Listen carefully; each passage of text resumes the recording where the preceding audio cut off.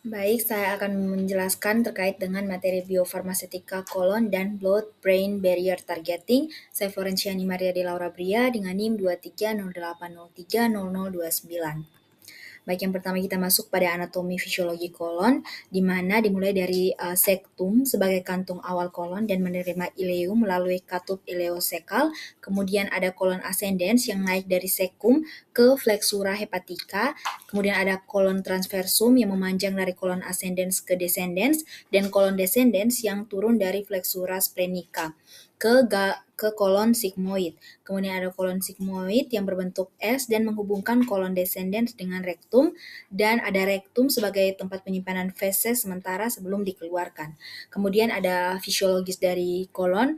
pH yang pertama itu adalah pH, di mana pH kolon itu relatif netral hingga basa, yaitu sekitar 6,5 sampai 7,5, dapat bervariasi dan tergantung makanan, kondisi fisiologis dan juga aktivitas mikroflora. Nah, kemudian ada mikroflora di mana jumlah bakterinya itu sangat tinggi, yaitu sekitar 10⁻11 sampai 10⁻12 CFU per mililiter isi kolon, dan didominasi oleh bakteri anaerob seperti Clostridium dan juga Eubacterium, dan akan menghasilkan enzim seperti azoreduktase, glikodase, esterase, dan nitroreduktase. Enzim ini akan dimanfaatkan untuk pelepasan obat spesifik di kolon. Kemudian untuk waktu transitnya biasanya relatif lama, sekitar 20-30 jam, dan memberikan kesempatan lebih besar untuk pelepasan obat dan absorpsi secara lokal ataupun sistemik tertentu.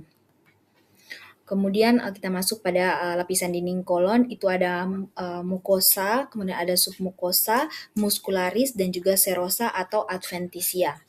Nah, untuk mekanisme pelepasan obat spesifik di kolon itu, yang pertama ada pH dependen atau enterik, di mana polimer yang tahan asam itu akan larut pada pH lebih dari sama dengan 6,5 di kolon, dan jika pH-nya pH tinggi pada kolon itu, polimernya akan larut dan obat akan segera dilepaskan. Kemudian untuk time dependent, di mana obat itu dilepas setelah waktu tertentu sesuai dengan waktu transit menuju kolon, di mana lapisan obat itu akan terkikis atau tererosi setelah kurang lebih 5-8 jam sehingga obat bisa dilepas di kolon. Kemudian ada mikroflora dependent, di mana enzim bakteri kolon itu akan memecah matriks atau prodrug, di mana enzim bakteri ini seperti azoreduktase, glikosidase, dan esterase, dan lain-lain, di mana matriks atau produks itu akan dipecah oleh enzim dari bakteri tersebut sehingga terjadi pelepasan obat.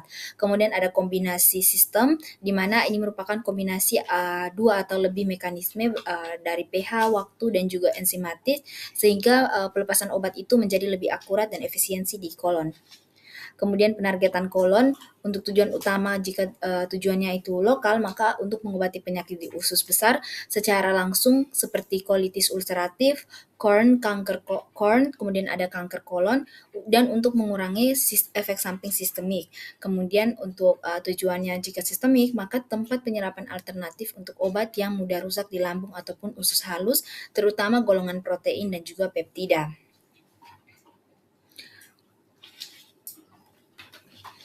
Kemudian untuk biofarmasetika blood-brain barrier atau BBB, di mana struktur tight junction sel endotel otak itu akan membentuk baris pertahanan melalui sambungan ketat, yaitu tight junction, yang disusun oleh protein seperti claudin 5, ocloudin, dan juga JAM, serta ada Z0 hingga 1 atau Z0 hingga 2. Kemudian ada membran basal, perisit, astrosit, dan juga ada cairan otak, biasanya disebut dengan CNS.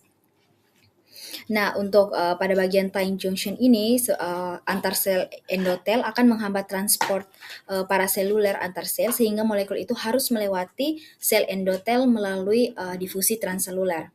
Nah, untuk mekanisme transport di BBB itu ada 3. Yang pertama itu ada difusi pasif, di mana molekul kecil dan bersifat lipofilik dapat melewati membran sel melalui difusi transseluler.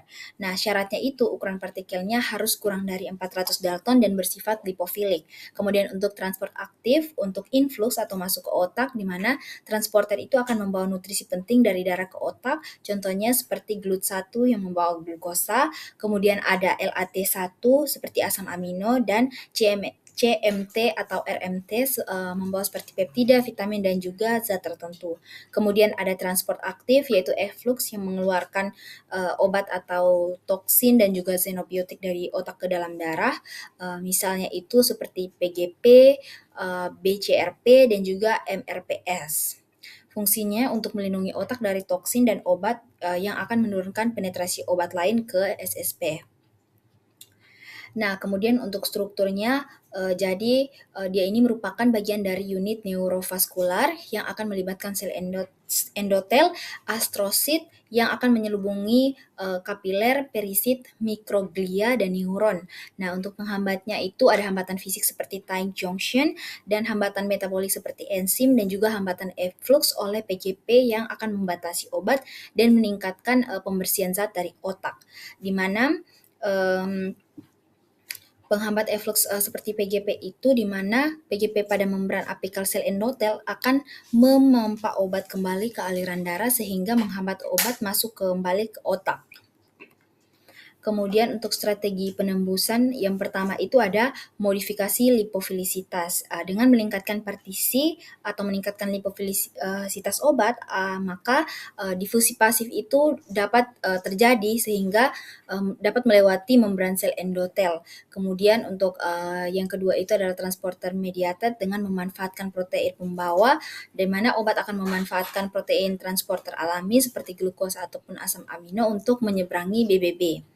Kemudian ada reseptor mediate, di mana dia menggunakan ligan pada nanopartikel. Nah, nanopartikel dikonjugasikan dengan ligan, misalnya transferin, untuk berikatan dengan reseptor pada sel endotel dan akan masuk melalui endositosis. Kemudian parameter bioavailabilitas seperti pada otak di mana profil kadar obat itu menilai jumlah obat di organ target dibandingkan dalam sirkulasi sistemik. Pada otak, kadar obat itu seringkali rendah meskipun kadar plasmanya tinggi karena hambatan BBB dan efflux PGP, sedangkan pada kolon, strategi target bertujuan untuk menghasilkan konsentrasi lokal yang tinggi dengan kadar plasma yang rendah. Sedangkan untuk rasio AUC pada otak ataupun plasma itu digunakan parameter rasio distribusi yaitu Kp sama dengan AUC target per AUC plasma, di mana nilai rendah menunjukkan kesulitan dalam menembus BBB atau adanya efflux yang aktif, sedangkan nilai tinggi itu menunjukkan penetrasi yang baik.